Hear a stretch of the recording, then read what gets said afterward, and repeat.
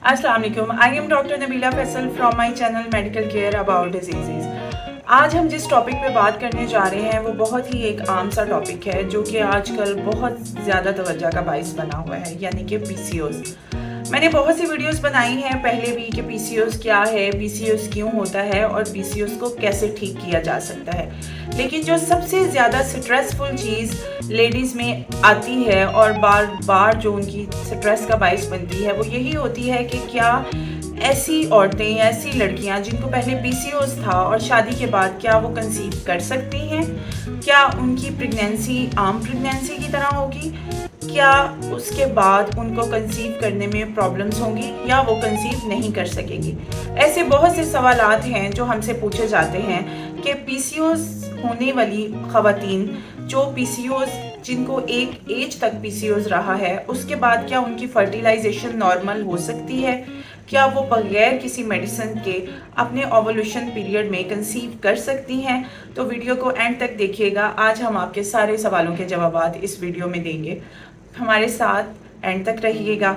सबसे पहली बात जो होती है कि पीसीओएस क्या है, एक छोटी सी डेफिनेशन मैं इसकी दोबारा बताती चलूँ कि पीसीओएस जो है वो हार्मोन्स का इम्बैलेंस है जो कि मुख्तलिफ वजह से होता है, जिसमें एक मर्दाना हार्मोन्स टेस्टोस्टेरोन जो है वो बहुत ज़्यादा हाई हो जाता है या एंड्रोजन हाई हो जाता है, जिसकी वजह से औरतों के जो हार्मोन्स हैं वो इम्बैलेंस हो जाते हैं और साइकिल या तो बहुत ज़्यादा डिले हो जाता है, यानी कि 28 डेज से लेकर 35 डेज से भी ऊपर चला जाता है, या फिर उनको साइकिल बिल्कुल नहीं आता, जिसकी वजह से खवातीन या लड़कियां बहुत ज़्यादा मसाइल का शिकार हो जाती हैं। पीसीओएस की कुछ अलामात भी हैं जो मैं छोटी छोटी करके बताती चलूँ कि जिस तरह से चेहरे पे बाल आना, दाने निकलना, एक्नी वल्गैरिस होना, यानी कि माथे पे और चिन्स वगैरह पे बहुत ज़्यादा जो है वो एक्नी हो जाती है, ये स्किन जो है वो बहुत ज़्यादा ऑयली और शाइनी हो जाती है।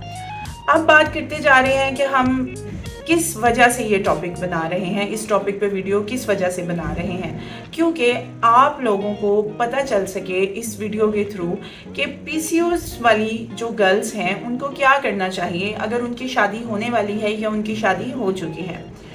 पीसीओएस में सबसे पहले तो ये है कि आपको अपनी फर्टिलाइजेशन पर तवज्जो देनी है। आपको अपना एक स्कैन करवाना है 12 डे पे, साइकिल के 12 डे पे, कि क्या आपका फोलिकुलर साइज जो है वो नॉर्मल है, क्या आपकी ओवुलेशन हो रही है, और अगर ये नहीं हो रही या आपका जो फर्टिलाइजेशन का प्रोसेस है वो पूरा नहीं हो रहा तो उसके लिए आपने अपनी गायनाकोलॉजिस्ट से रजू करना है। इसके लिए अमूमन कुछ मेडिसिन होती हैं जैसा जिसमें ओमेगा 3 डिकैरो, मायोएनेसिटोल, CQ10, बहुत सी ऐसे सप्लीमेंट्स हैं जो कि आपके हार्मोन्स को इन्हांसमेंट देते हैं, आपके हार्मोन्स को दोबारा जो है वो बैलेंस करते हैं।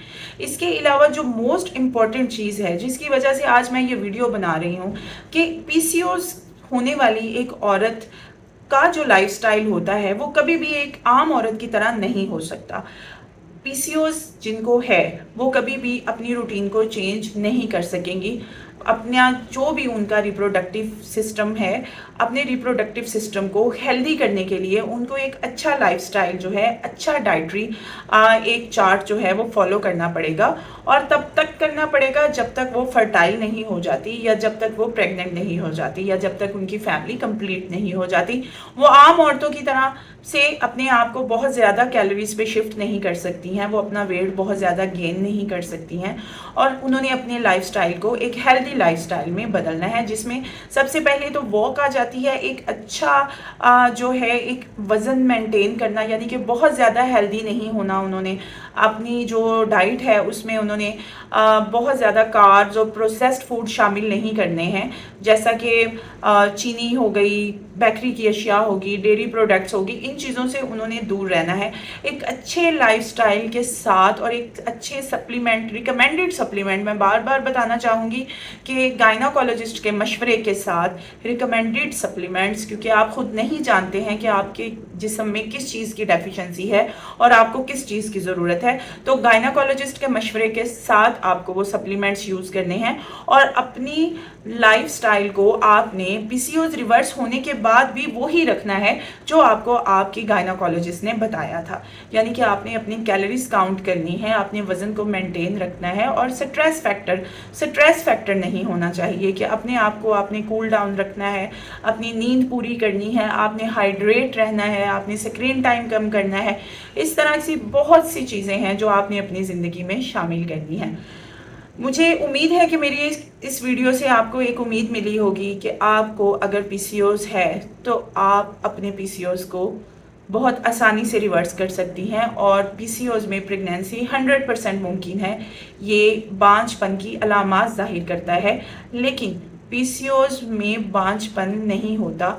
पीसीओएस को रिवर्स करने के बाद आप एक हेल्दी प्रेगनेंसी लाइफ जो है वो गुजार सकती हैं कि आपकी प्रेगनेंसी जो है वो 9th मंथ अच्छी आम लोगों की तरह चलेगी, जिसमें कोई भी कॉम्प्लिकेशन अल्लाह के फजल से नहीं होंगी अगर आप इस लाइफस्टाइल को मेंटेन करती हैं। उसके अलावा जो बहुत ज़्यादा एडवांस तरीके हमारे पास आए हुए हैं वो तो अब आपको पता ही है कि IUI और IVF भी है। सो लेडीज़ बिल्कुल टेंशन मत लीजिएगा और अपनी ज़िंदगी को खुशगवार रखें और स्ट्रेस इस बात का तो बिल्कुल मत लें कि आपको पीसीओएस है। अगर मेरी वीडियो पसंद आई हो तो वीडियो को लाइक ज़रूर करें, शेयर ज़रूर करें और वीडियो को अपने अजीज़ व अकारिब तक ज़रूर पहुँचाएँ ताकि किसी को भी अगर कोई मसला है तो वो सॉल्व हो सके। अल्लाह हाफिज़।